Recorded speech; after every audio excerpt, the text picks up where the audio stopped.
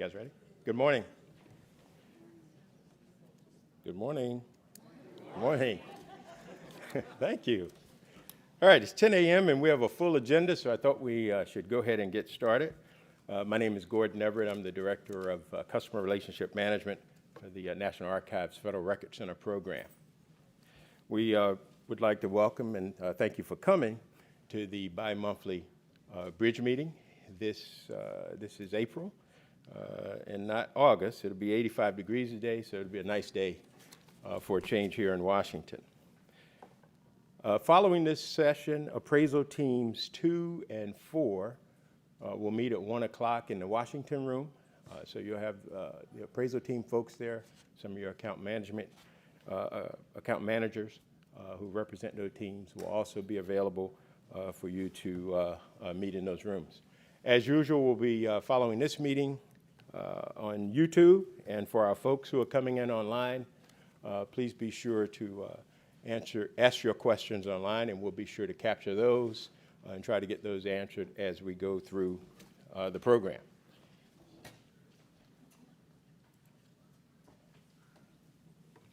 And you can do your chat via YouTube or email, rm.communications@nara.gov. So as I told you, we have a full agenda this morning.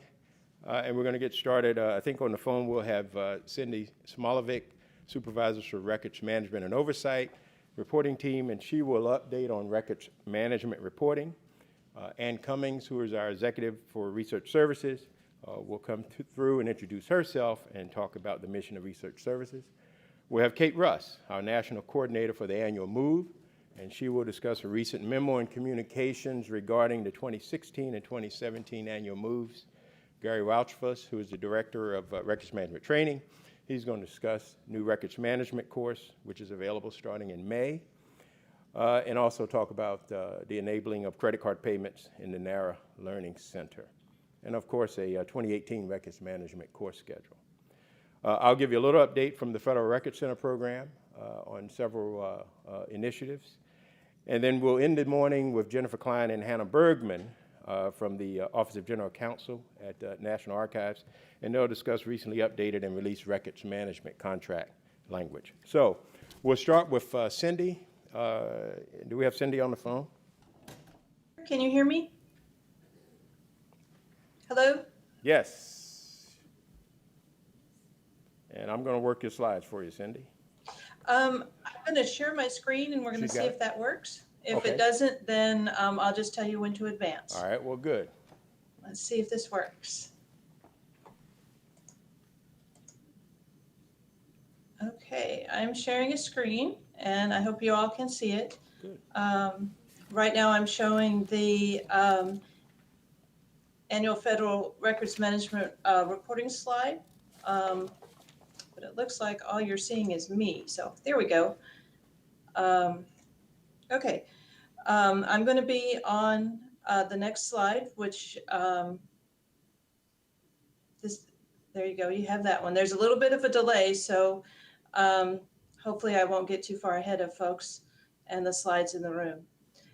Good morning to everybody. As most of you know, I am the lead team member for the annual reporting and that we ask everybody to do every year, and it's a pleasure to talk to you. I'm here in Fort Worth, Texas.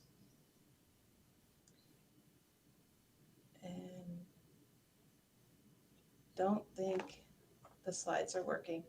If you'll advance to slide number 2.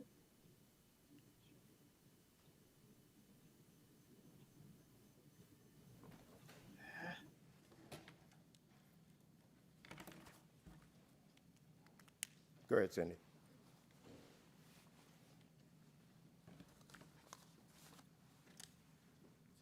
Come on.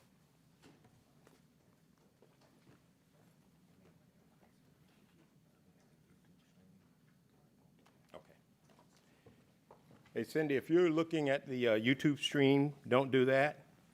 Just go ahead and I'll advance the slides for you.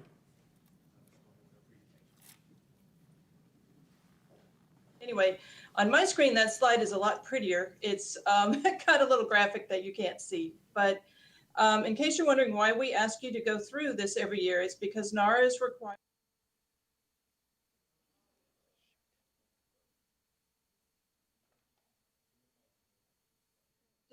to be able to respond to media requests and public interest groups, as well as citizens who have an interest in records management and what we are doing in the National Archives. So the only way we can accurately do this is with your help, so that we can provide information in a uniformed way, and we ask the same questions to all of the records officers or their designee in much detail as we can. So this definitely helps us get some uniform information. So advance to slide 3, please. Sometimes we need to get information on specific issues, as well as all the usual questions that we ask every year. For reporting in 2016, we split the reporting into 3 different vehicles. We had the SAO records management reports, the email management reports, and the RMSA. And there are differences between each of these. The senior agency official reports are designed to look at, from a strategic point of view, from a higher level management point of view. And this year it focused, as it has in the past, on the goals for the Managing Government Records Directive, M1218, particularly with email management, permanent records management, and the records scheduling goals. It also introduced some of the records management alignment that came out with OMB Circular A130, and a little bit about if and what agencies are planning for the conversion of permanent records that were not created electronically in the first place.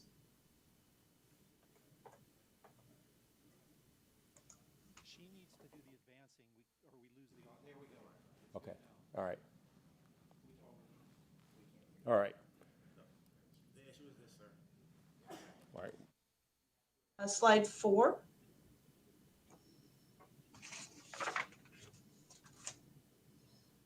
Okay, or we can go just without the slides.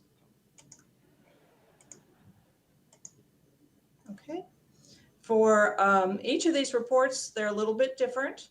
For the senior agency official, as I mentioned, we're concentrating mostly on what the goals are for the directive. And then we focused on, for email, the success criteria that NARA put out last year. And then for the records management self-assessment, it's the usual one that we've, same questions that we ask every year. So if you go to the next slide, please. We get a lot of questions on why do the questions change periodically, why do they move around, and that sort of thing. So for the records management self-assessment, they really haven't changed very much since 2012. What we've done is moved things around. We tweak the questions because we do listen to you. We get lots of feedback on the understandability of the questions and whether or not they made sense, or if some of the wording was confusing, we will add some explanation or change the wording of the question. But for the most part, the scored questions, the intent of what we're asking stays the same. We do add different follow-up questions and take some out as things change in the government, where new laws are passed, different guidance or policies have come out, and it changes what we need to find out or how we need to follow up on a question.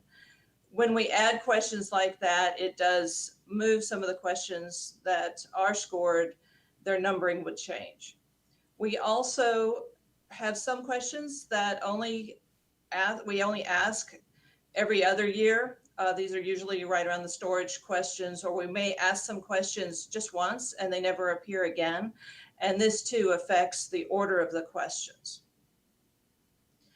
For the SAO RM reports, these changed this year specifically because of the December 31st, 2016 goals actually were here.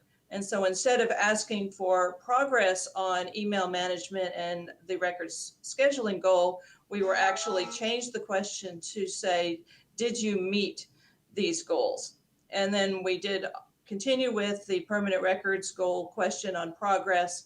And we added some new questions that are basically for timely information. Like this year, we asked about progress or changes that you've made to your program based on OMB A130. And the last time we asked about the transition plans that were being made for the upcoming change in administration. So for that report, that's why those changed, that we're trying to find things that are a little more timely. The email management, if we do this again, this was the maturity model and it should not change if we run it again. And I anticipate that we will. And so you'll be able to compare from what you answered this year to any additional changes you've made or another steps that you've made along the maturity model line for next year. And so you'd be able to watch your maturity grow, and we'd be able to make some comparisons from this year to next year. Now, we try to have a single focus to bring all of these various information that we're asking you for, put it all together. There's a lot of times a central theme, and of course this year it's all about email.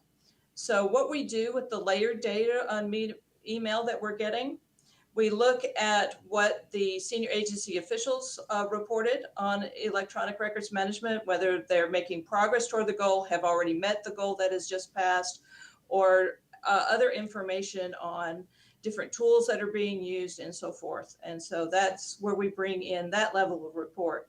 For the email management, this was basically measured against the success criteria that NAR put out last year. And it was a way for us to say, yes, you've met the goal or you're working towards the goal that was reported in the SAORM report, but this is how effective you're being, how the success you're having based on the criteria that we put out. And then for the RMSA, we do add some other specific aspects to email management that are based on the regulations and other requirements that are out there for email management. And we put all of this together so that we can get an overall picture and report on that as needed. So now let's look at how we did this year about getting the reports in. And as of this morning, we're at 85% of the SAO reports are in, and there are still some that are coming in late. There's a lot of need for approval from upper management and from other things that have delayed some of these getting in. And so we do expect to get the rest of them in hopefully by the end of this week. For email management, we're at 97%, and for the RMSA, we're at 98%. So we're still waiting on a few that are still getting the information or getting approvals to submit the information to us. So I just want to thank everybody who's already turned in their reports. We know this is not an easy thing to ask of you every year, and we really appreciate you getting the information to us.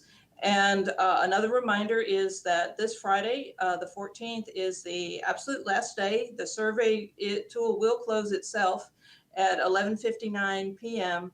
on Friday. So you have until then, those of you that haven't got your reports into the tool yet, to go ahead and do that for us. Okay, for a little bit on the numbers, if you're interested in a little sneak peek here, some of these will change just slightly as we get the rest of the reports in. But from what you can see here, most of the agencies are reporting some positive results. The majority of agencies have met the email goal. And for the ones that said no, a lot of them were in progress and are waiting on capstone approval or some other small things. So if you're wondering why the number last year was, we were expecting about 90% to have met this goal, and now we're looking at 72%. If you look at the ones that did say no, there's a lot of really good work going on out there. So we don't look at this as a negative result at all. The same thing for the retention scheduling. 67% are saying that they met the goal by the end of last year. And the others, again, most of them reported they're in progress. So we're not seeing anything that they just say they're not going to do this at all. It's just that they are waiting for some final approvals and things like that. Lots of progress still being reported on the 2019 goal. We also asked whether or not agencies had any plans to digitize records that didn't start out electronically. And most of the agencies says that they've either looked at this and decided that they are going to do something and gave us some descriptions of what they were going to do. Some have already been doing some digitizing, and others have found that the cost was just not something that they wanted to do at this time. So that's good information for us to know. The last question that we asked was on the changes in records management and getting records management built into information resource management and the IT community. And so therefore that really helps us a lot for knowing that 94% of those reporting are building records management into the information resource management. Okay, the next slide. This is a little bit of a look on where the maturity models have fallen out. Now this data is a little bit old, it's from last week. We've got more reports that have come in, but I don't expect these numbers to change a whole lot. As you can see, most everybody is in the moderate to low risk ranges, and a few have reported being in the high risk group. So the next slide, this is slide should look very familiar. We've been using it quite a while now. This is our RMSA trends slide. This slide is showing you that since 2009, when we started the RMSA, to now, there's been quite a bit of improvement and moving out of the high risk and into the moderate risk. Moderate risk stays pretty steady because you have people moving up from high risk into moderate risk, and then those that started in moderate risk have moved up into the the low risk area. The interesting thing about this slide is if you look at 2010 and the green line was only at 5%. And this year, if you look at the red line is at 10%. So we have had quite a bit of movement, which is really nice. I don't know why that's doing that. Okay, the next slide. Okay. Having technology issues, of course. Sorry about that. Can't get that to go away. Okay, we'll just go to the next slide, if you will. I think my screen is frozen.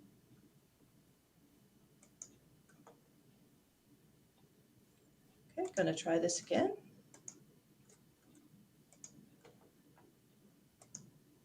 Okay. Sorry about that. Okay. Well, the next slide is basically telling you what we are going to do with some of these reports.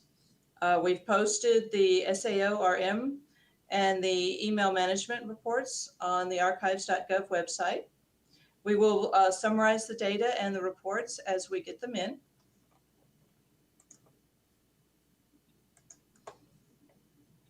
And in order to do some of the summaries, we do read all these reports.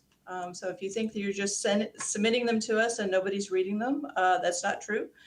I have personally so far read all the SAO reports that have come in, and will be looking at the comment boxes and so forth that you've provided in the email and in the RMSA reports. So we actually do read these, and we appreciate all the comments that people do take the time to provide us. We also will be, for the RMSA, we will be doing some of the validation and further gathering of information by selecting random agencies to talk to. And this gives us a lot more information than we can get from the yes/no questions that are on the RMSA. So we really appreciate any of you that we are selecting. If we do notify you, we really appreciate your participation. So that's enough about us on what we are doing with your reports and a little bit on what you should be doing with this data. We want you to use your own scores, set some improvement goals, and measure your own progress. Brief others on what you're doing and what your achievements have been. Don't forget the good stuff. Tell people that even if you started out with a lower score than you liked a couple of years ago, show people how you've improved your scores.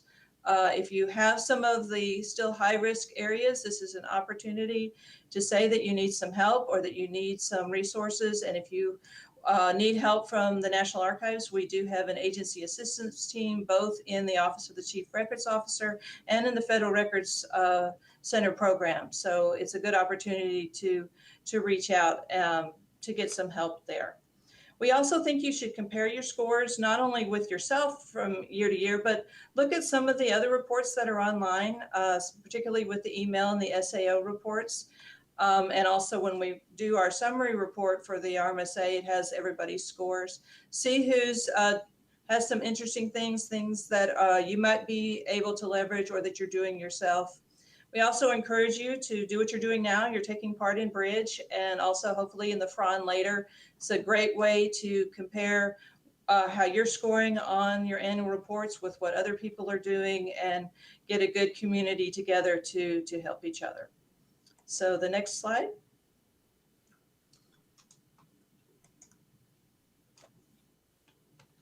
Okay.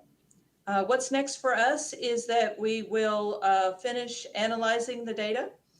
We will produce our summary reports for OMB and Congress, and then we get to start it all over again to get started for next year. And the last slide. This is it for me. If you have any questions on reporting or other oversight activities, be sure to contact Don, myself, or Evangela, and we'd be happy to talk to you. That's it for me. Hello. Thank you, Cindy. So just for everybody's benefit here, you see we're experimenting with some new technologies, trying to figure out how we can allow remote presenters to do a better job with what they're doing. Cindy was brave enough to volunteer this morning, and as you can see, when you do it live, it's never the same as when you do it in practice. So I appreciate everybody's patience, and we're going to keep working on this until we get it down so good that people who are presenting remotely are just as good as people here in the theater.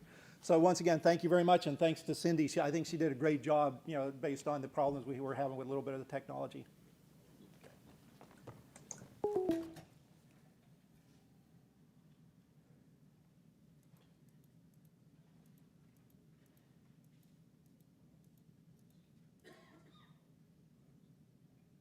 Okay.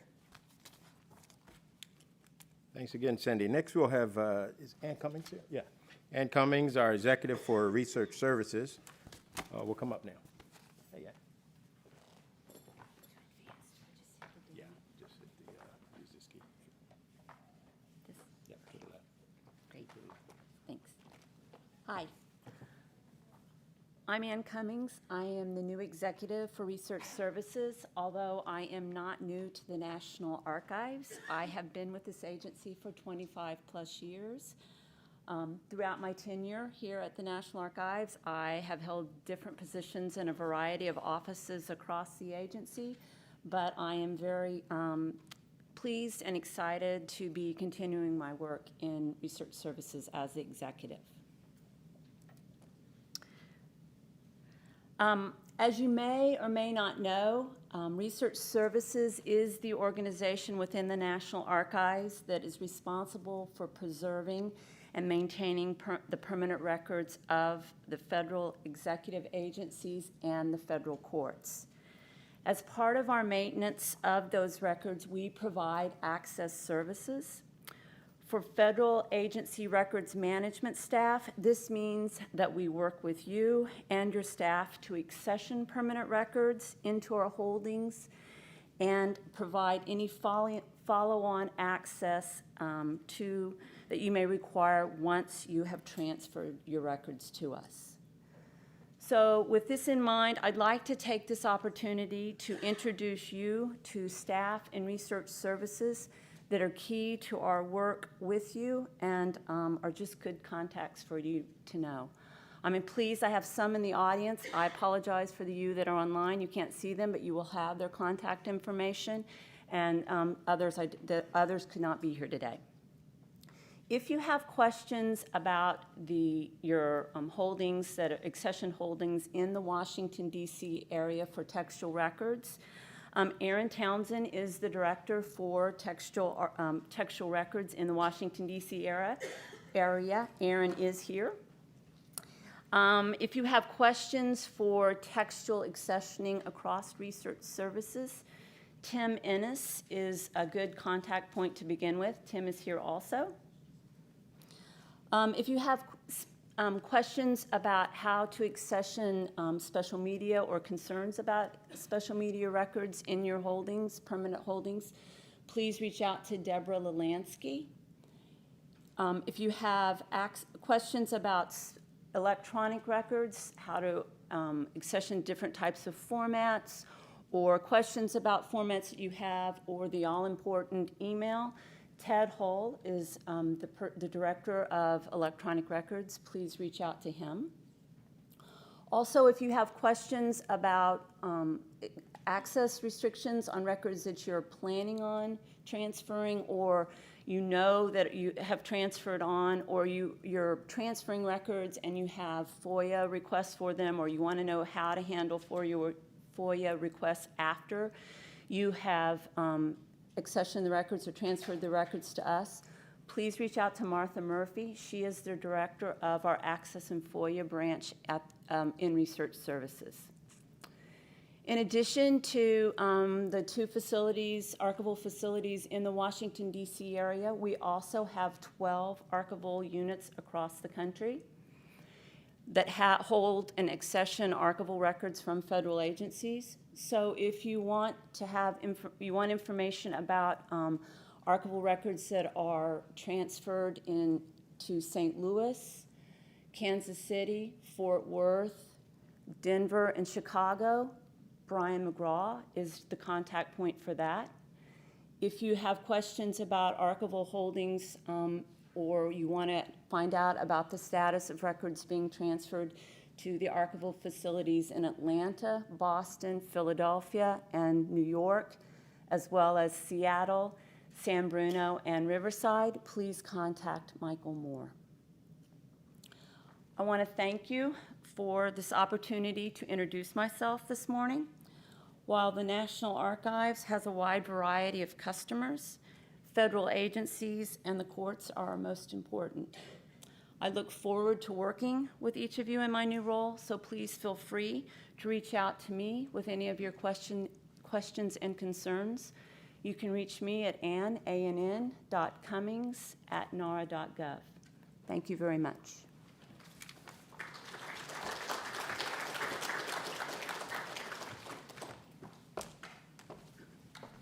Okay, thank you, Ann. Next, we will have Kate Russ, who's the National Coordinator for the annual move, and she will discuss the recent memo and communications regarding the 2016 and 2017 annual moves. Kate? Good morning, and hi to everyone on the stream. So he gave me an introduction already, but I'm Kate Russ. I'm the National Coordinator for the annual move. I am also not new to NARA, but like Ann, I just came into this position.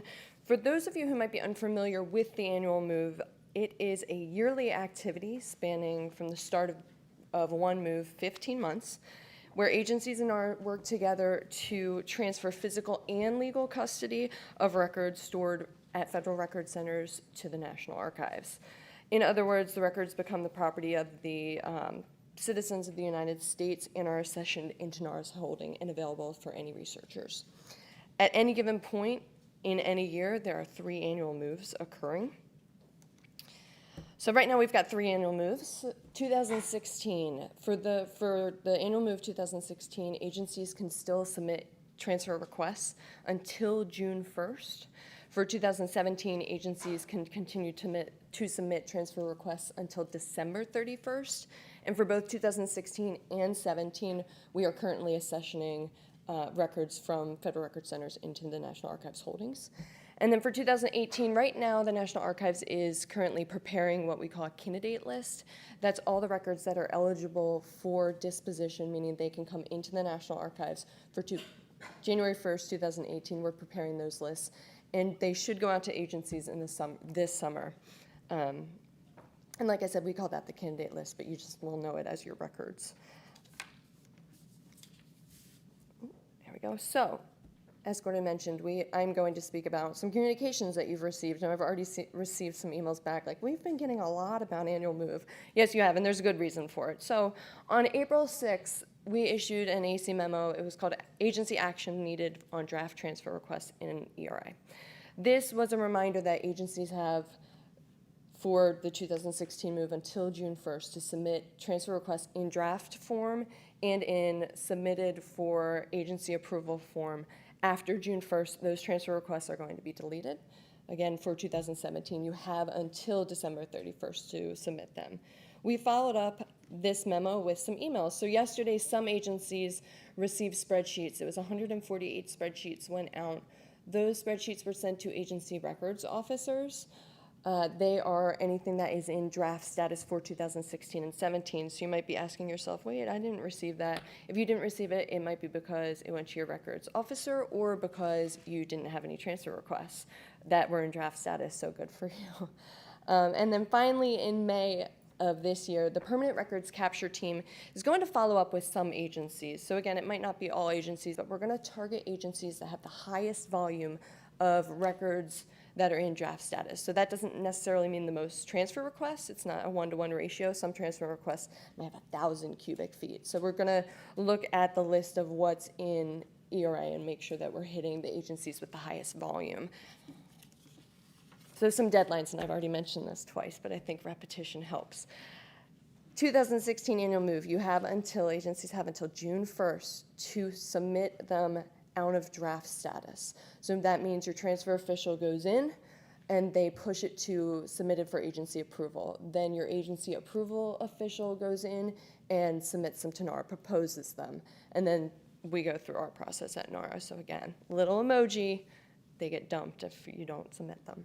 For 2017, you have until December 31st, but it's better to do it now than later. If you're already in our ERA submitting for 2016, why not go ahead and do 2017? It's a process, but you have a couple months to do it. So annual move by the numbers, we love numbers here. I saw Cindy's presentation, it warmed my heart. So for 2016, now again, these numbers change daily, so they might be a little off. I did this presentation a couple weeks ago. We created in 2016 over 12,000 transfer requests.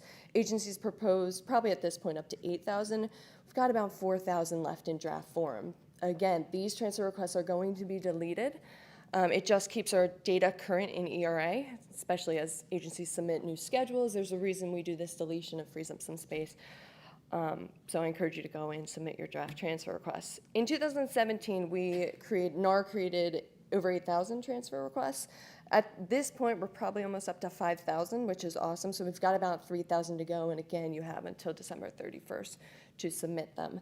That doesn't necessarily mean they're going to be moved this year, but if you submit them, propose them to the National Archives, they may be potentially included in future moves. So that might be 2018, 19, depending on the records. So I wanted to circle that. Those are the ones that are going to be deleted, so please go into ERA if you have a chance. So why do we do this? I know you're all busy people. I have worked in a agency records management office. I know how this goes. I know that there are a ton of competing priorities. However, there are a couple reasons that you should work on the annual move periodically throughout the year. The first is that once records are accepted to the National Archives, they become the property of the people of the United States. So therefore, they become available to researchers. This is important. This is the mission not only of our agency, but as federal employees, you work for the American people. So we encourage you to get this stuff to the archives as soon as you can, so it's available for the people you work for. Second, it keeps the data current in ERA. Again, you're all working hard on redoing schedules, maybe big bucket schedules. That means the dispositions are changing, disposition authorities are changing. We delete the data out so that we can keep it current. If you if things are deleted out of ERA, they'll come back in 5 years. We do what we call a 5-year sweep. So anything that was eligible in 2016 will come up again in 2021. So you will have a chance to resubmit these, but why wait? Do it now. And then finally, it saves money. I can't emphasize that enough. You can consult your agency disposition profile. So on March 31st, agencies receive their disposition profile, which gives agencies the cost estimates for storage and transfer of records, which are past due for accessioning. In the example on my slide, and I don't remember what agency this is, but it's an old one, so it's not current data. This agency on the slide had over 5,000 cubic feet that was ready and past due for disposition. If the agency had done a one-time transfer cost, it would have been about $30,000. Seems like a lot. However, if you look, the disposition profile gives you a cost estimate for the 3rd year that they're still in storage, and the 5th year that they're still in storage, and then the 10th year that they're still in storage. By the 5th year, so when that 5-year sweep happens again, the agency would have spent an additional $30,000 to store. So while I know it's hard to, especially in this era of tight budgets, to justify the expense, you're actually saving your agency. In this example, they would be saving the agency double what it would have cost to store them another 5 years. This is also, the disposition profile is a great way to create buy-in if you're looking for a resource when talking to, say, your senior agency official, if you're not them, or someone else in management or budget. This is a great document to be able to take it and justify your position of why you should be doing these activities yearly. So some takeaways from my presentation. Log into ERA. If you are the transferring official, you are going to be able to submit anything that is in draft form to your agency approval official. The agency approval official is the person who can probably submit in both draft and submitted for agency approval. Once that agency approval officer submits it or proposes it, it goes to NARA, who will review it and decide if we're going to bring the records in. And I suggest that you prioritize your 2016 draft transfer requests and then work on your 2017. You can see up on the screen there's a place for keyword. If you type in annual move 2016, you'll be able to bring up those first and then work on 2017. So that was really fast, but if you procrastinate now, you might panic later. So if you have any questions, please let me know. I've got some anticipated questions, but if not, our contact information is on the slide. It's annual.move@nara.gov. Also, if you have questions about ERA, say you forgot your login because you haven't logged in so long, you can call the ERA help desk. You can also email them. They're wonderful. And if you're unsure of how to submit transfer requests in ERA, there is the ERA user guide. You'll get these slides. That's a hot link, so you'll be able to click it. However, you can go to era.nara.gov. The user guide's there. We also have wonderful resources on YouTube. If you type in National Archives Annual Move, you'll get a bunch of presentations which actually take you step by step in ERA on how to perform this action. So I highly suggest it. But otherwise, I'll take questions, and if no questions, enjoy the rest of Bridge.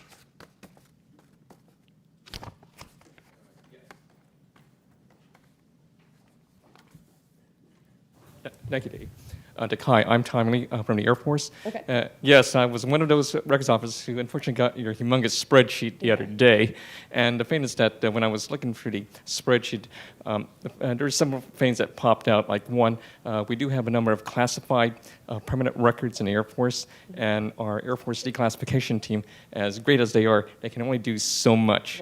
Right. So what they usually do is they do a permanent withdrawal of the boxes of classified material from the Federal Record Centers, and then they work with the OPR or the successor that, hey, can we let this go? Can we start doing our work? And then later on they do a direct offer. So that's one reason why you're probably not seeing all of our permanent records. In other cases, for the unclassified side, I have to reach out to my command records managers to work with their various bases and other offices that, hey, do you want to relinquish control of these records? And so that can be a very lengthy progress in trying to get those records to your team. So it's just not that we don't know how to use ERA or we're just blowing off those requests. It's just that it's a very time-consuming process, and I just want that to be for your situational awareness. Yeah, and it's not as smooth as it may appear to be. Yes, and I totally agree and understand that. Like I said, I've been on the agency side, and I'll just repeat, we know that there are some issues. Sometimes the records disposition doesn't match up to an agency's declassification review. So we're aware of those. We sent the spreadsheets out mainly just as a, hey, this is what's out there, get us what you can. We know, again, there's competing priorities. Also, I want to kind of champion the candidate list. So I'll go back a couple slides. Sorry for so much animation, but I thought it'd kind of help everything pop.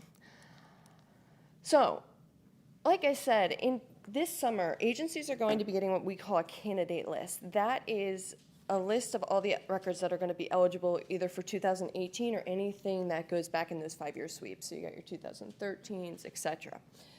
When agencies get that candidate list, if you have the time, the goal of getting that to you early is so, like Mr. Lee said, you can send it out to your program offices, get them to the people who actually have the records, the I guess subject matter expert, the people who created the records or their predecessors, to say, is this something that's actually eligible or do we need to hang on to it longer? In the cases of the D-class review, that's just going to happen when it's going to happen, when your agency has the resources. But that's a couple months from, say, July or August until NARA loads the TRs in ERA for the agency to do some work ahead of time so that you're not running up to the deadline being like, oh, I got to get this out to program offices. It's one of those where if you get it too early, send it out to the people who need to see it, get the feedback. A lot of the times they'll be like, nope, we got to keep this longer. Or you know what? That's actually temporary. It was just someone in 1978 put it in there wrong. So that's one of the reasons we do those candidate lists. But thank you for your comments. We appreciate it. And we know that's going on in the agencies. And we're just trying to bump up the TRs each year, just get a little bit more. But obviously, you can only do so much. Any other questions? All right. Well, thank you for your time. And again, annual.move@nara.gov. Oh, one more? Okay.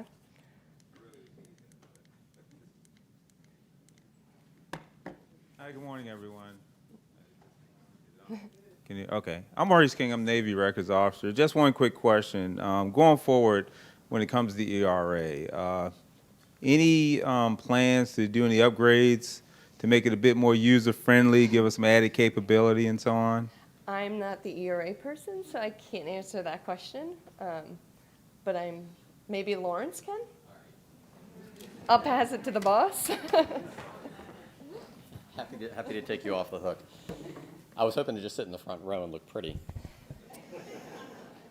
So the question is, we are working on ERA 2.0. We're working on pilots, research, working on processing, and we will get to a point where we'll have something for you. I don't know if there's anything more specific we can say. Okay, so no kind of timetable? We're hoping to do pilots in FY18. Will you all put out anything as far as what you're proposing as far as for these upgrades and so on, so we can take a look at beforehand? We are working very closely with our partners internally, developing the research. We will engage with agencies, like I said, in FY18, and we will have some communications. We always have, every now and then we have briefings here at BRIDG where we talk about what we're doing. We bring in some of the experts to talk about new developments with ERA. So there'll be a lot more to talk about. We'll see if we can get more briefings in at the next BRIDG or maybe a subsequent BRIDG, just to give you an update on where we are, what the developments are. But just want to assure you all, I mean, this is something that's critical to our mission. It is essential that we solve the problem and provide a service that for all agencies meets your needs and our needs and expectations so that we can transfer the permanent records in. So Kate's talking about the annual move. So, we're focused there with textual records and paper records coming out of the record centers, but, as we go more electronic, I mean, we have to have a way of getting records in. So at this point, Ann put up the contact information for e-transfers at nara.gov. If you have questions about how to transfer electronic records in, you can go to e-transfers at nara.gov and talk to an accessioning archivist. You can talk to Ted Hull, and they will help you get electronic records in. Right now with ERA, as you know and you're aware, we use it for the annual move. We use it for developing record schedules. We use it for transfer requests. So There's functionality there that helps with the transactions and the processing of the business objects and the tools that we have for doing records management. So we are right now working on the research that focuses on the repository, that focuses on the processing tool and the digital processing environment. And we are going to be doing some work around the business objects and looking at the record schedule and the transfer request. All this is going to come together. And we expect, as I said, in FY18 to really start engaging with agencies on piloting and testing. So up until that point, before we get into FY18, we'll continue to do updates and communications with all of you through our blog and through our other emails that we send out so that you all know what is going on with ERA. But it's definitely a work in progress. We're committed to making it successful, and we certainly expect that it will be. Do we have any more questions for Kate before we move on? All right. Thank you, Kate. I'll turn it back over to Gordon.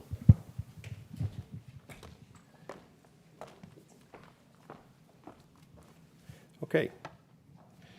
Next up, we'll get information on the new records management course that will start in May of 2017, and more information on the course schedule from 2018 from the Director of Records Management Training, Gary Rauchfeld. Good morning, everybody. Great to see you again. And looking forward to sharing some information for you. I'm going to go pretty quickly on some of this since it won't be earth-shattering, but some good news. So what I wanted to start today with was that we will, in a few weeks, be able to let you pay by credit card automatically in our learning management system. For most of you in the room, maybe that's not a big deal. You're done with your courses. But for your folks that are still coming to training, that should ease the burden of how they're enrolling. They will still have the option of sending a payment another way. So if their credit card holder isn't available or they just don't want to go through paying online, if they still choose send bill in our payment options, they'll get an email with a form to fill out, fax the form and the credit card information to us, or fax the form and then call the credit card information. We'll take it that way. But quite frankly, it's a lot easier just to go through and be at Amazon. And let's check out, you'll put your information in. In terms of the credit card holders, often they're worried about what's happening with my data.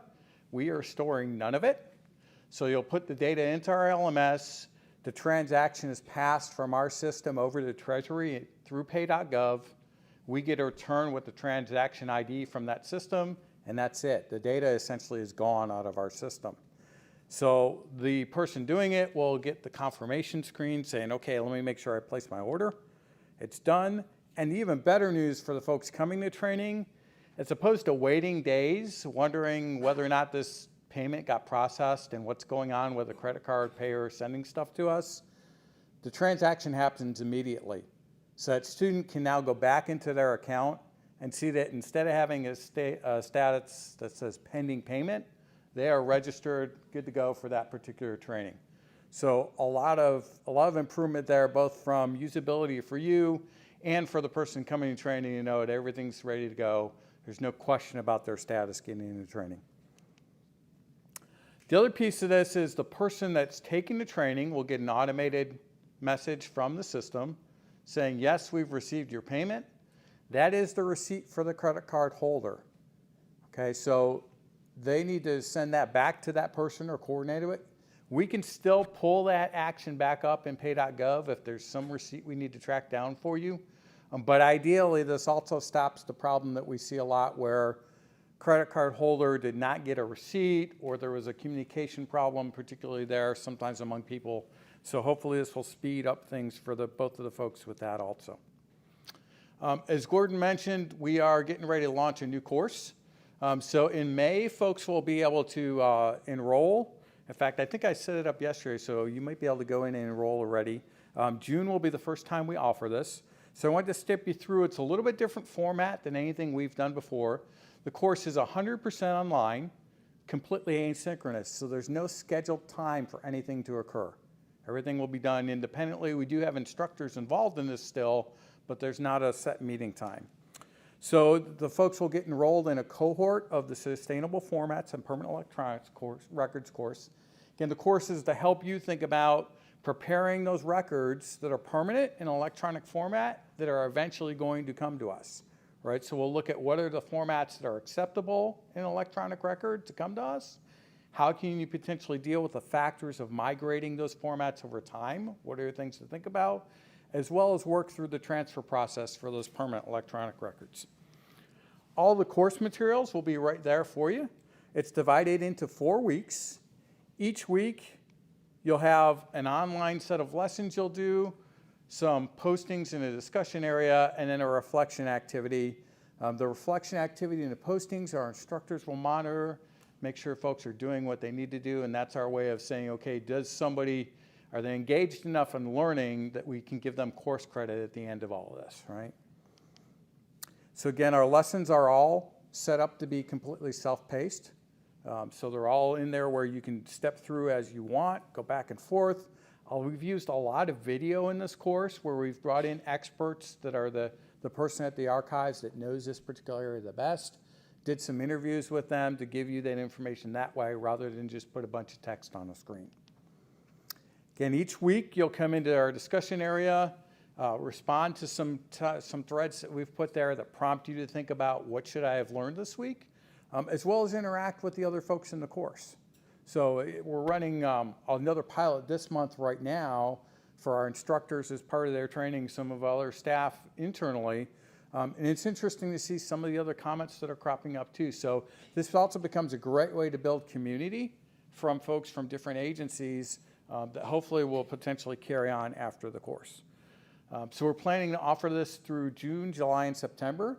Again, the course is offered over a month period. So you'll enroll, the course will start usually the first Monday of that month and run through roughly the last Friday.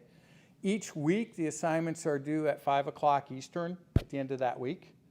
So our instructors can then go in and make sure that they're tracking everything. And in the learning management system, if you just go in the top right corner, search for sustainable, it'll pop up that enrollment. Initially, you're going to see, okay, how do I get to the course? The folks that do take this, they're not going to be able to get into the course until the day it starts. So it'll pop on their transcript a few days before, and they'll see in the action button that says none till the actual start date of the course. We've set that to midnight the first day of the course. So you come to work Monday morning at 6 a.m., that none button should have changed to a launch. Should be ready to go. And similar to our other online courses, we're doing this at $125 per student right now, and we'll see how that plays out over time to see what the costs and our cost to run it versus the revenue that we're bringing in from people taking it. Again, the main goal here, though, is really support your thinking about what am I doing for 2019? Because as we start to worry about what are we doing with those electronic records a little bit more, the permanent ones, this will give you the information that your folks need to decide how to do migration of formats, what formats are acceptable or not, and then start thinking through what's the transfer process going to be when we want to hand these records off to the National Archives.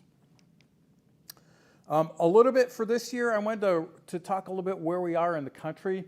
It's been a strange budget year for all of you. We recognize that. We're seeing it on our end. So a lot of our field locations, we've not been seeing great numbers of enrollments. Certainly understand that it's a tough environment right now, but just a reminder, these are the places around the country that are still available for folks to get training from us if they're not here in the DC area. And we're also going to make a major change in 2018 about how we think about doing training in the field. So one of our challenges has been guessing where you have people that need training, and then trying to balance that against what we get throughout the year with requests coming in from, I really do have a group of people in this place and you aren't offering training there. And we've kind of already allocated all our resources maybe for that period of time. So trying to juggle that and provide you the best support has been difficult last summer. And we're seeing a little bit of that even with some of our cancellations this year. So next year we've decided to limit what we're going to initially offer in the field. Doesn't mean you can't get courses, and we'll talk through what that's going to look in a minute. We're going to move our basic records operations and our vital business information course. We're only going to offer them online unless you request a face-to-face class. We've seen that over the past couple of years. There's been a steady decline of people coming to those in person because they are already available online. Again, those courses are offered in a 4-week period with one 90-minute webinar each week. So pretty easy to space that out, work it into an employee's workload and do it for remotely. And again, for all of this, you can request classes anytime. So again, going into next year, what we really want to do is say, how do we put our resources at the right place at the right time better than what we've done in trying to guess where sometimes people are available to take training. So I wanted to talk through what does that look like, right? How do I request training? What happens? So I've put together a couple of stories based on things that occur all the time for us, and some of you probably have availed yourself of these. So if you're that agency records manager someplace around the country, you've got all these people that need training, or maybe you had an IG inspection and said, oh my gosh, we've got a problem with records management. What am I going to do about it? So you pick up the phone, call the National Archives, and you say, well, look, I've got all these people who need trained, but we don't have a travel budget. We can't get to you. We can't get to where any of your training is. What do we do? Well, the easy answer is, instead of you coming to us, we will come to you. So I can send my trainers to you if you've got a decent sized group of people, right? All we've got to do is figure out the financial budget on our side to make the numbers work so that we're not losing money on it. Usually that number sits somewhere between 10 and 15. It depends on what training you're requesting. When you put a series of courses together, for example, if you're going to have a bunch of people that you want to get the certificate, when you put K through 2 through 6 together, I can do that at lower numbers. So that's my 10 side. If you're going to request a face-to-face basic records operations course, I probably need to be on the 15 side just to offset the travel costs of getting somebody to wherever those people are. So all that goes great. We coordinate the details with you. We'll sign a memorandum of understanding or agreement so we both understand what we're committing to. We send our trainer to you. They do a great job with training. Your folks get their certificate for the course or the big one. You see records management improve. Your RMSA score gets better. And oh, by the way, your happy dance is going on because you've got less to worry about, right? So that's pretty good if you got a good group of people. But what if you're in one of those situations where, hey, it's me and my buddy, and there's nobody else, right? There's no way we can get a trainer to come for 2 people. So what does that look like? Well, you go to the boss and you bug for travel money. But that never really works out for you, right? So you start talking around the office and you say, well, what can we do? So instead of getting on the phone, you send us an email and say, look, we really would like to have this course.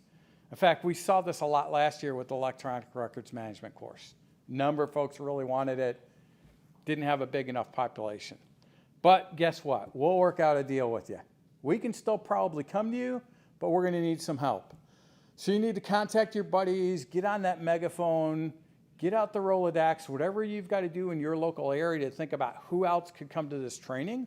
We'll do some of that for you. We'll send out advertising flyers.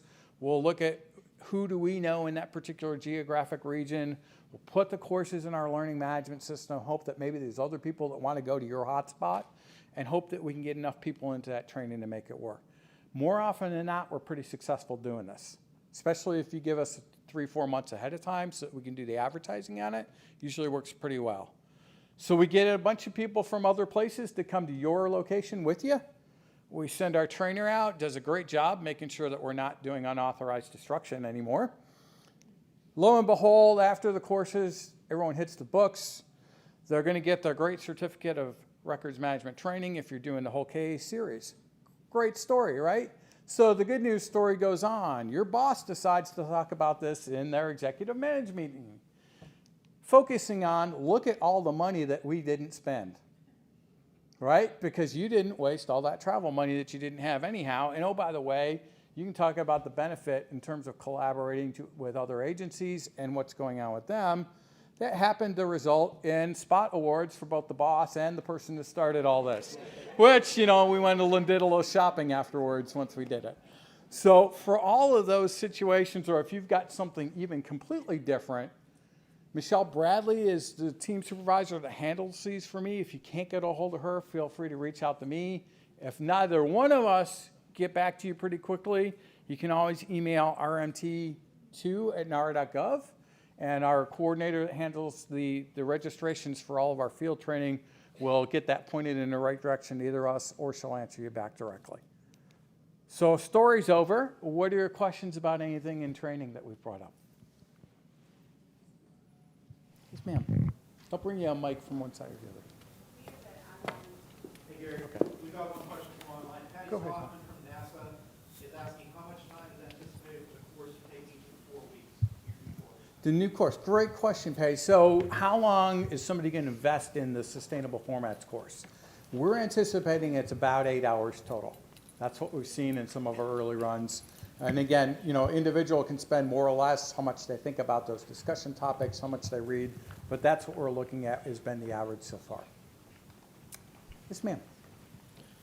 For requesting a trainer to go out and do the training, we have a lot of field offices in our agency, and it was a lot of turnaround. A lot of people retired, a lot of people left the agency. So now we have new people that are now in those records management roles, but they never had any records management training.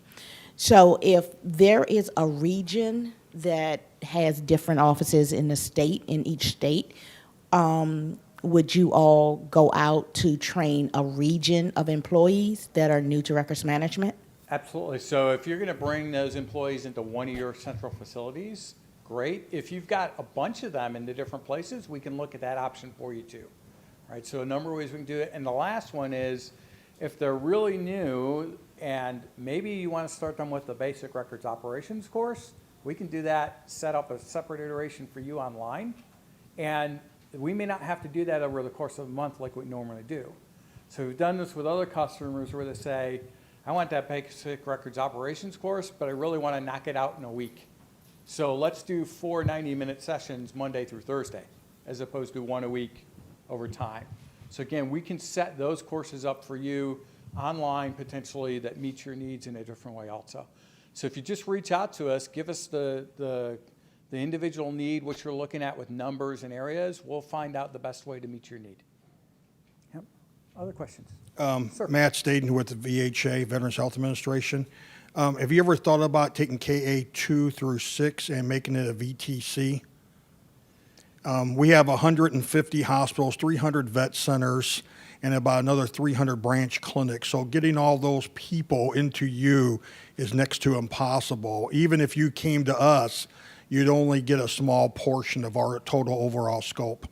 Absolutely. We've thought a lot about it. And I think what we're trying to do is, as we move to the new curriculum, which we're anticipating around fiscal year 19 should be rolling out, what we're doing with all of that is trying to design everything to be available both online and face-to-face then. Because of that effort, we've chosen to not really focus a lot of resources on converting the current KAs to an online version. To be frank, just having one of our instructors lecture through a VTC is not the best learning experience for the people on the other end of it. And our courses really are pretty lecture heavy right now. And the activities are intense enough that sometimes it's hard to do them with one person at a distance also. So we'll look at individual situations where there's a need and try to see if there's something we can work with you. But I'll be frank telling you, I try to frown on doing too much of that right now because I'm not sure that we're providing you an effective learning experience that way. Whereas if we just design them for that environment down the road, then I'll be confident about the person on the other end is still getting the learning that they need from what they're experiencing.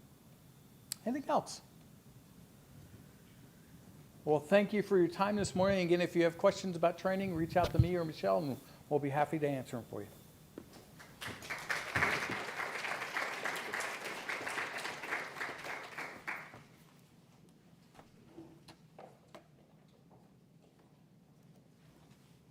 Okay. I just have a couple of announcements, 3 or 4 announcements and reminders for you this morning before we get into our last presentation. These are from the Federal Records Center program. From time to time, we have some customers who have to access non-publicly available records after hours.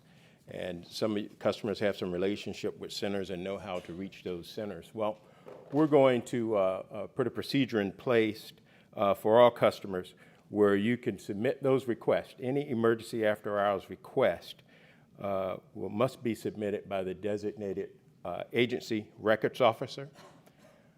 That contact will be made at our offices with the security office in College Park.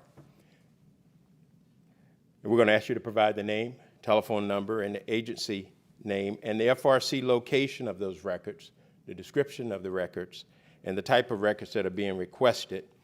And we're also going to ask you to be prepared to meet the FRC personnel at that designated center. Now, these, again, are usually emergency requests. We don't get them that frequently, but you may have them from time to time in the middle of the night that may be necessary.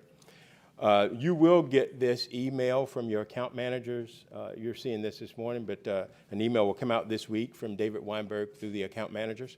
So if you don't want to have to write this down, we'll send this information out to you by the end of the week, this week. There is a fee for this type of service, obviously, because it's well after hours when it's done, and it's a $500 fee to have to do this. But a lot of folks don't use it, but it is there. It's a one effort in one place that we want to put in place so everyone can make sure that we handle this more efficiently for after-hours requests.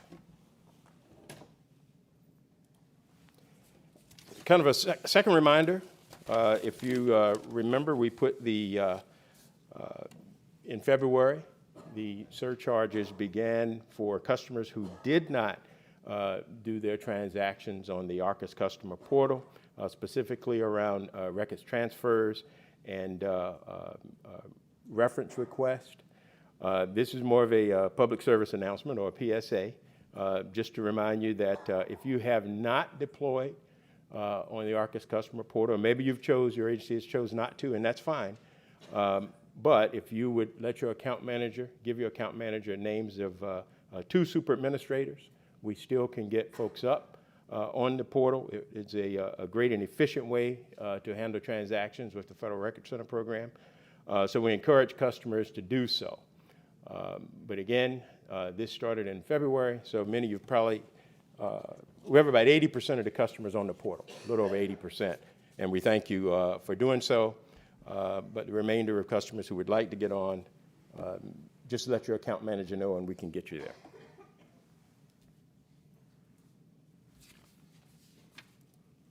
Kate talked about this a little bit earlier.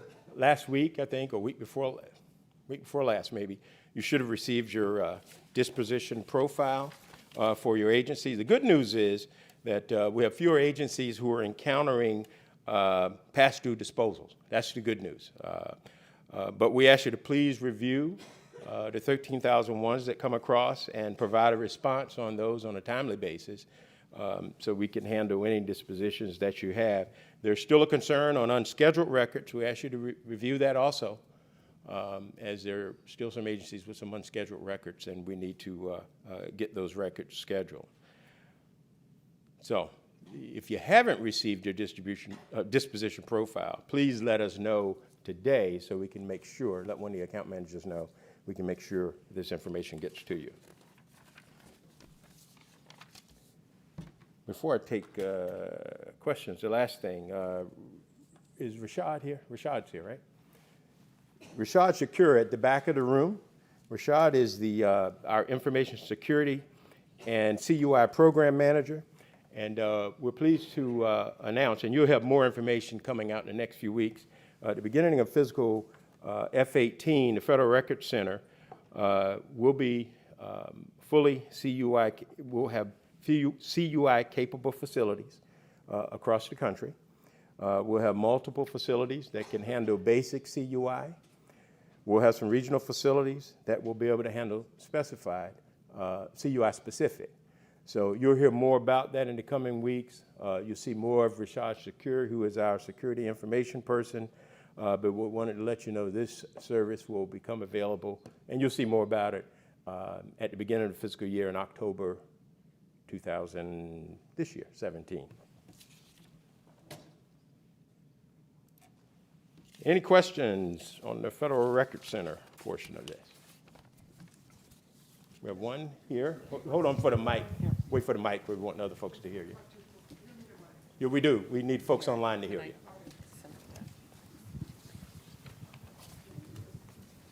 Could you just tell us what CUI is again? Okay. somebody pass Rashad the mic. He's the subject matter expert. Somebody give, so we can get it right.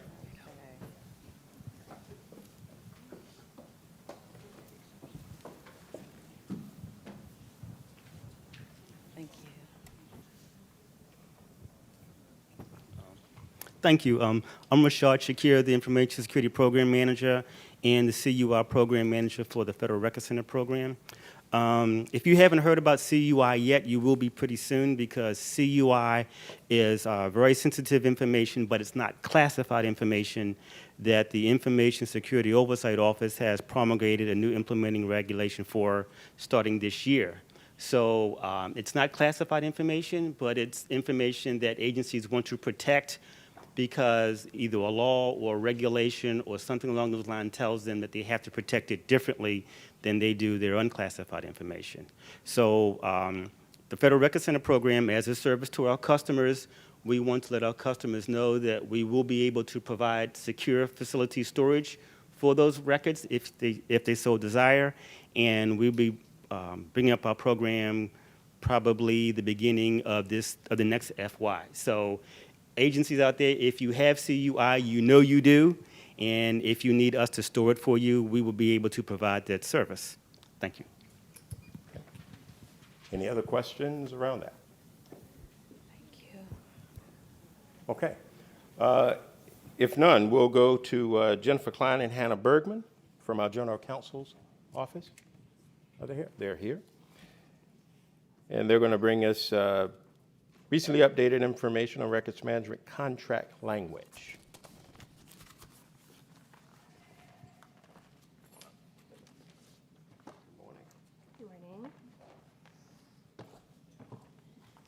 Good morning, everyone.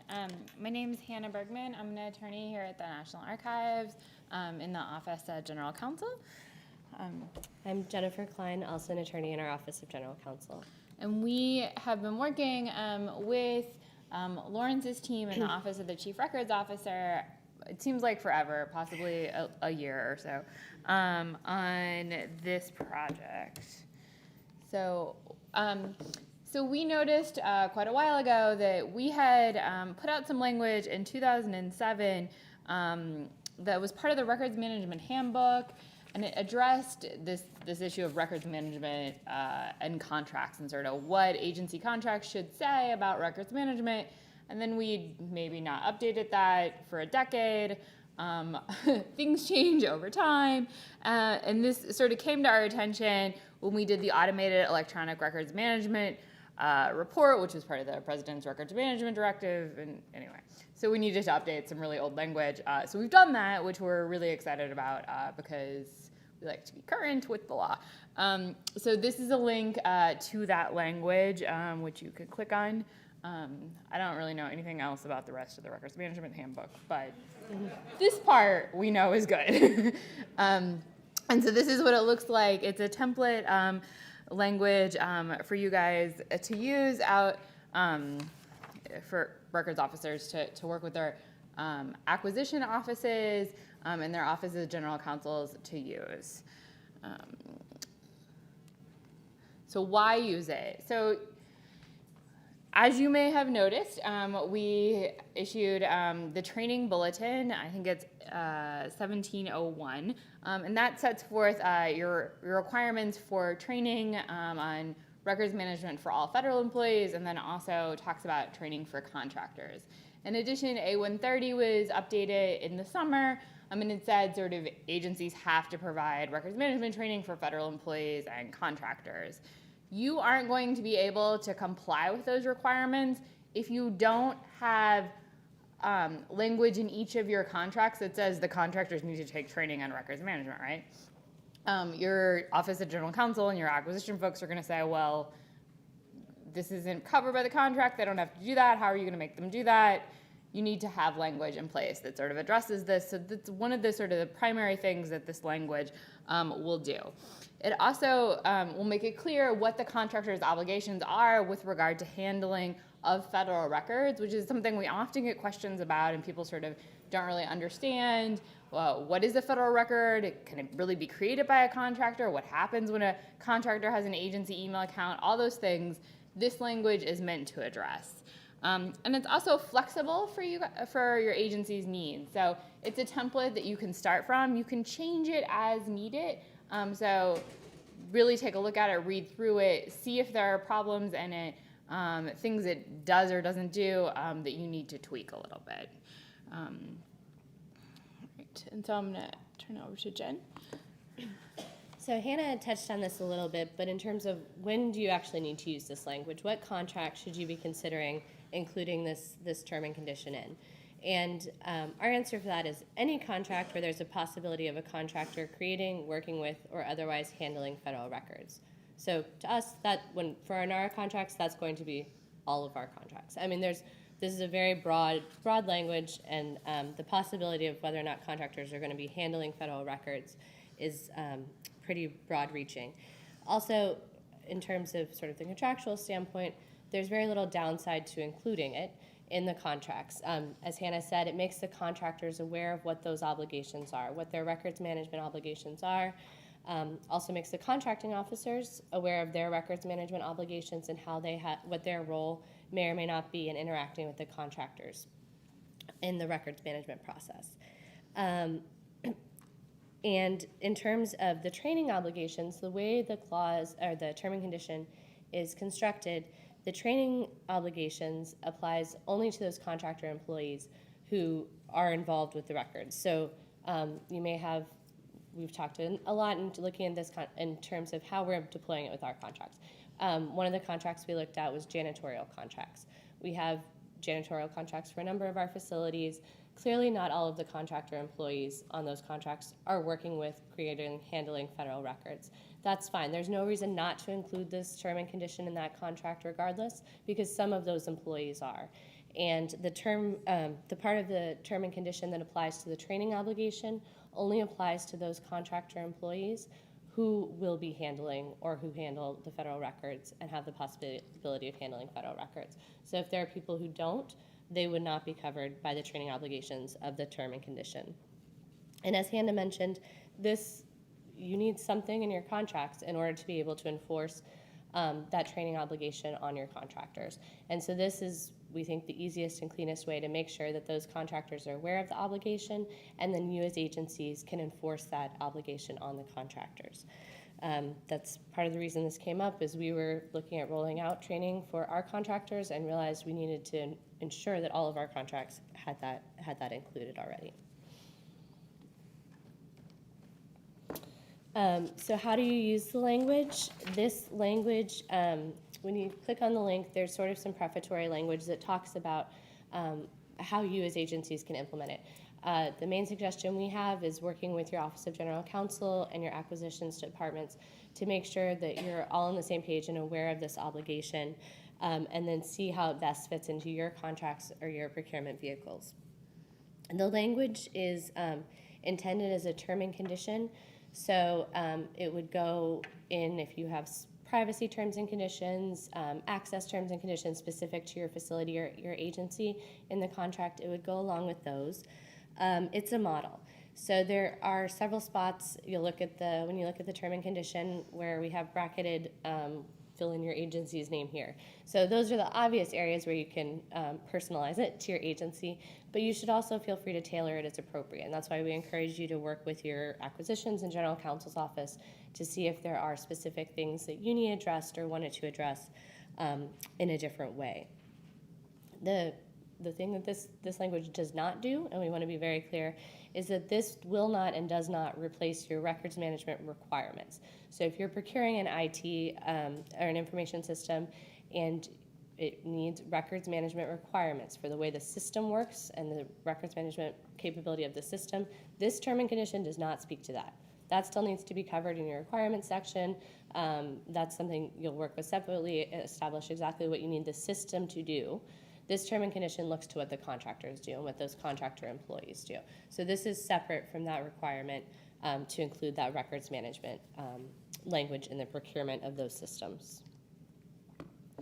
So just a high-level overview of some of the updates that are in this updated version. An introduction, as I mentioned, on how to use the language. That's not something you'll include in the contract itself, but just for your use, your Office of General Counsel, your acquisition divisions, for them to use and understanding how to use this term and condition.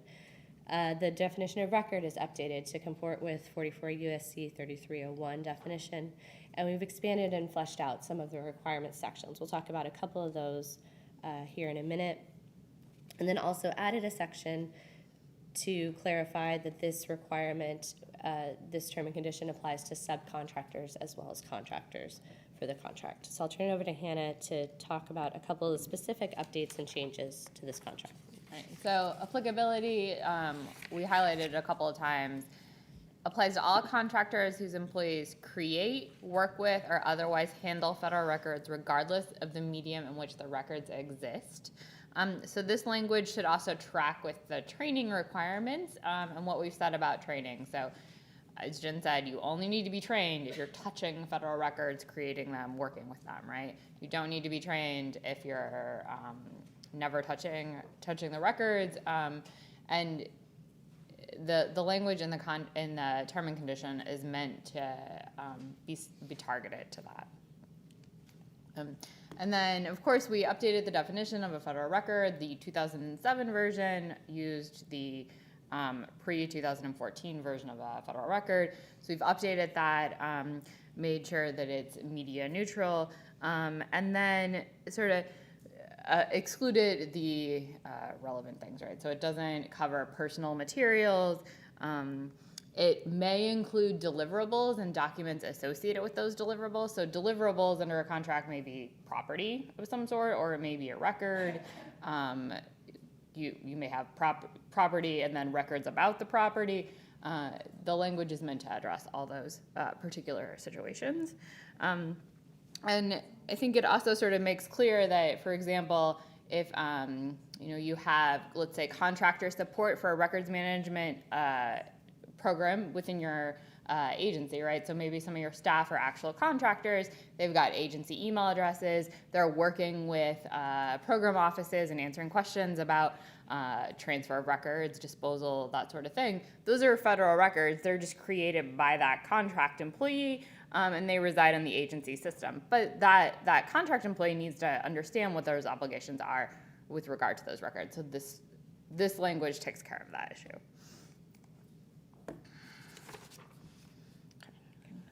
So we'll just touch on a couple of the items highlighted in the requirements section. The contractor, the language requires the contractor to comply with all applicable records management laws, regulations, and NARA record policies, and it includes citations to those statutes and regulations and the NARA statutes and regulations that apply here. It also clearly states the contractor obligation in terms of preventing alienation or unauthorized destruction of records, and provides a requirement, notifies them of the requirement to notify an agency of inadvertent or unauthorized disclosure. And this is one of those areas where the term and condition could be tailored to your specific agency. I think the way we have it structured, it just has a blank for your agency name. But if this makes more sense to include an office or a position to be notified in the case of destruction or disclosure, that would be something that you could tailor to make it a little more applicable to your agency. The term and condition also requires express approval for subcontractors. So the contractor, or the contracting officer rather, is aware of any subcontractors who may be creating, handling, or otherwise working with federal records. So they're also aware of the obligations that apply to them, and the contracting officer is aware of the possibility for that and the need for training for those subcontractor employees. The requirements also require that the government IT equipment is used only for purposes tied to the contract, so it's not used by the contractor for contractor-specific non-agency, non-government business. And we also have language in here in the term and condition about the agency owning the right to all data records and deliverables produced as part of this contract. This, again, we want to highlight as something that your agency may want to adjust or tailor, depending not just on your agency, but also on the specific contract. The federal acquisition regulations, which govern our government contracts, have several clauses, several options for clauses in terms of data rights. Who owns the data that's developed or produced under a contract, be it the government, the contractor, or some division of the two. The way that this term and condition is set up, the ownership of all those defaults to the government. The idea being that we then own it and we have the ability to manage those records as appropriate. But if this is a research and development contract or there's other considerations here, you're going to want to make sure you discuss that with your acquisitions team and see what the best data rights clauses to include there. And the term and condition does reference the FAR data rights clauses, so you can see what makes the most sense there. But if it's not changed, as it is, the default is for the agency to take ownership in everything produced under the contract. Right. And then we've talked a lot about who has to take the training, but one thing that you should keep in mind is now you actually need to have training that you give people to deliver, right? So it's great, you can say you need to take training, but you've got to provide that. So what we sort of envision happening is agency records officer gives agency acquisitions office the training, and then that is distributed to the contractors as the contracts are awarded, and then those vendors are responsible for making sure their employees get trained. You may have different processes in your agency for getting contractor employees trained. That's great, no problem. Just make sure you understand what those are and how your training is going to fit into that process, right? So, for example, LB&B is our the vendor here at this building that does all the audio video support, the janitorial services, et cetera. We don't have contact with each of those employees, and those employees don't all have NAR email accounts, and they don't all have accounts on our NAR learning management system, right? So the best way for those folks to get trained when they need to get trained is for the core and the contract to give that to that vendor, and then the vendor itself to manage their employees as part of their process, right? So that's how we logistically feel like it's easiest for us to do it. You may feel like it's different depending on your size and scope. But we would really suggest making sure you know what training it is you want these people to take, and then you're able to deliver that to the acquisition office in some package, right? So maybe it's you've got it on the LMS system, your agency's LMS system, and that's how they take their annual training, but you also have a PDF that you're providing to the acquisitions office, and then that's part of sort of a package that vendor gets on initial award, and then you can go from there. This is, I think, similar to what happens with IT security and privacy training. So there's a FAR clause for privacy training related to contractors, so you may already have processes in place that relate to that, and you could leverage those as well. All right, and then the flow down requirements to subcontractors is pretty standard language. Anytime the prime subs, those subs will be covered by these obligations, and we'll have to do all the things that the prime had to do. All right, so questions about this? We put up the email address that AC mans and can forward questions onto us as they're needed. We're happy to talk to agency records officers, but also general counsels and acquisition offices about their thoughts or questions that they may have about the term and condition.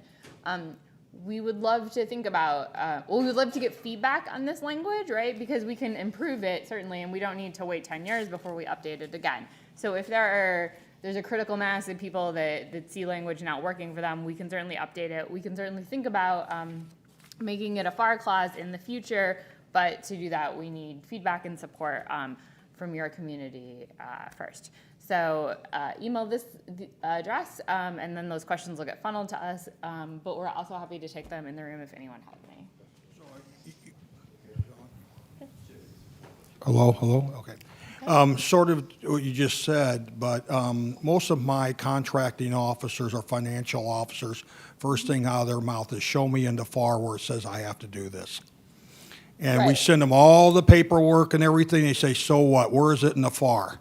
NAR a couple of years ago didn't have the FAR and the disposition schedules lined up.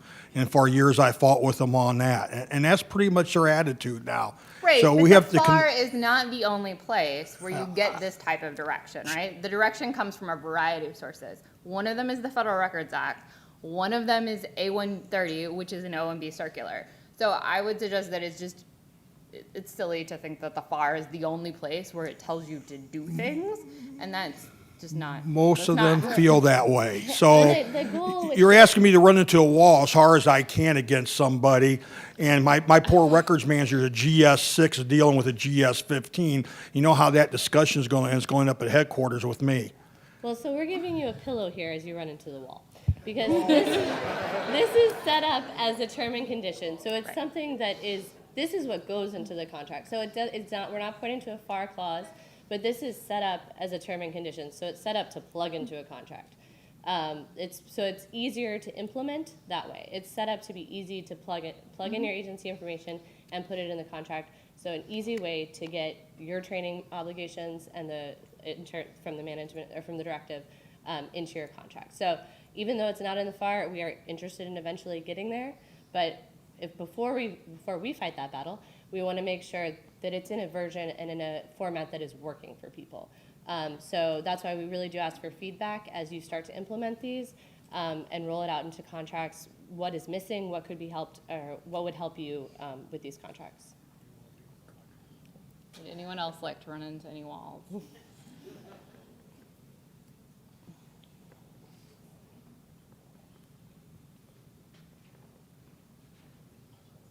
This might be slightly out of your purview, but I've never understood whether every single record created by a contractor for a contract really is a federal record, like a janitorial company's buying their supplies to clean the floors. All those receipts, those are federal records? Is there anywhere where that's explained? That's in part of the contract, but it's it's just supply records, receipts. No. No. I mean, those are invoices. They might be support for a claim to have payment, but I wouldn't think of those as federal records. The definition of record still applies. So we're not trying to redefine what a record is, just to highlight that there are records in the production and development of a contract, and then in terms of the exercise of the contract. So this is not intended to change what is defined as a record or what's considered a record by a contractor, just to highlight for the contractors and that they're there. There are records there, and they need to be aware of their obligations. Okay, thank you. Hannah and Jen, there's a question from online. Can you repeat what you said about there being a FAR clause regarding privacy training?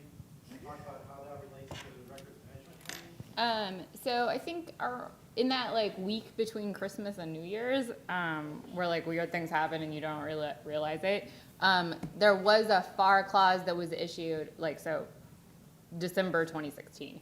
There was a FAR clause that was issued about privacy training, and it essentially says all contractors working on this contract need to take agency-issued privacy training, right? So all I'm suggesting is that don't reinvent the wheel. If your privacy office is already making sure that they have the steps in place to comply with that FAR clause, right, then you can just add records management to that process so that you're just getting one package. And our understanding is there would likely be a lot of overlap between those contractor and contractor employees required to take the privacy training, and then those that you're needing to take the records management training as well. Other questions? All right. As Hannah said, feel free to reach out. We're happy to answer any questions, and we appreciate your time. Thanks.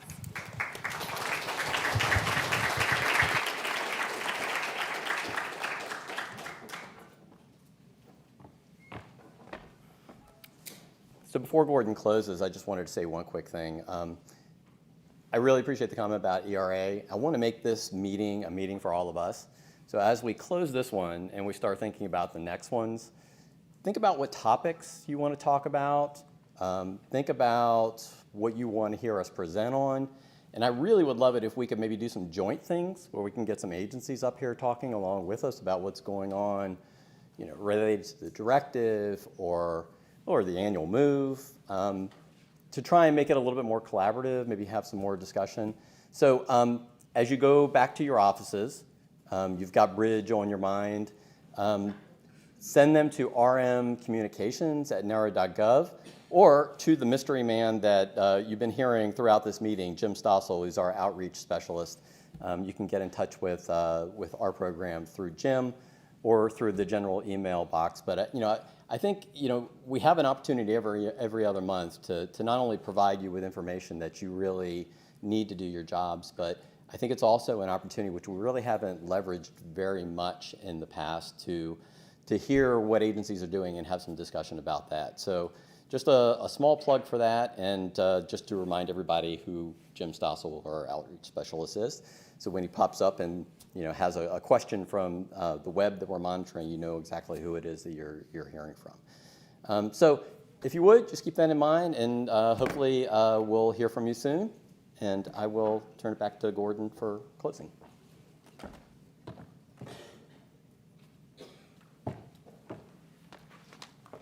Okay. Thank you, Lawrence. Just a reminder for everyone, the appraisal teams 2 and 4 will meet at 1 o'clock in the Washington room. Appraisal teams 2 and 4 at 1 o'clock in the Washington room. Are there any questions for any of the presentations that we had today? We do have one in the middle. Somebody want to get him a mic? Hold on. A website in the beginning? In which presentation? All right. Great. Just hit escape. Look, guys. There you go. All right. Scroll to the top. There you go. Right in here? No, that's not it. That's not it? You going to put it where? We'll put it out on the blog? Okay. Wait a minute, is this the very last one that we just spoke about? Because you went through this so fast, I don't know where you are. Yeah. This is the very last one. Okay, well, let me just write that down. That'll do. Okay. All right. And if not, they'll put it. The slides will be available to you. Yeah, they'll have these slides out, and you can pick it up there if it's not. I had another question. Yes, again, Tom from the Air Force. Going back to Cindy Smolovic's presentation on the reportings, there was still sort of really, yes, I just wish that NARA did not include the FOIA questions in the RMSA. I still think that should just be set aside for the DOJ and report for FOIA, and that we should not be seeing any additional non-records management processes type questions in the annual report, like say from privacy or information collection or anything like that. I realized that perhaps NARA was trying to emphasize that there should be a close tie-in between FOIA and records management, but putting it into the RMSA, to me, personally, I think it's a foul, but that's just for the record. And also, I did notice that the RMSA had a lot of questions on metadata, which I presume was driven by the OMB Circular 8-130 revised document. So that was something that I took note of. That's all I have. Thank you. Okay. You want to respond to that one? Sure. Thanks, Tommy. You always come through with some good questions. So, as you know, the RMSA, a lot of times, we want to collect information about other things that are going on in the records management environment. So the first thing to know about the FOIA questions is that they were unscored. So, and I think there were about 8 questions. They're different than what DOJ would ask, and from that perspective. So it's focusing on records management connected to FOIA, and it's really just a means for us to collect information. And every year, we have a focus area or an opportunity to reach all 260 agencies on a particular topic. And when we do that, like we did with FOIA, we don't score those questions so they don't factor into your overall score. It's more for us to maybe investigate and learn a little bit more about a specific topic, and then we can then figure out what it means and what we might want to do with it, maybe in terms of developing guidance or doing assessments in agencies and so on. So that's the explanation. Okay. If there are no other questions, we're going to adjourn. And we'll see you in June. April, May, yeah, in June. Thank you, everybody.